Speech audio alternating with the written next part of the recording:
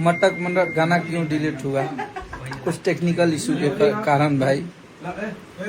अभी ब्रांडेड लड़का गाना चल रहा है। थैंक यू सो मच, आप लोग खूब सुनिए, खूब उसको देखिए। ये गोलू भाई गा रहे हैं, गाइए। यूपी वाला ना बिहार वाला लड़का सही में ब्रांड होला। नहीं, सब लोग हमारे भाई ब्रांड हैं। यूपी के भी भैया लोग सब ब्रांड होते हैं। जितने भी भोजपुरी सुनते हैं, भोजपुरिया भाई ब्रांड होता है। बस ऐसे ही आप लोग आशीर्वाद प्यार देते रहिए।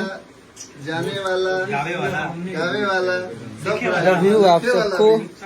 आप सब ऐसे ही आशीर्वाद प्यार बनाए रखिए। बहुत तगड़ा तगड़ा चीज तैयार करत तनी। अगर हम इतनी के शांत बनी रहता, आप सब समझ सकत हो जा कि कुछ ना कुछ करते हो कब जा। और बहुत तगड़ा तगड़ा देवी गीत भी लेके आई जा, और बहुत बढ़िया बढ़िया आप सबके लोकगीत भी लेके आई जा।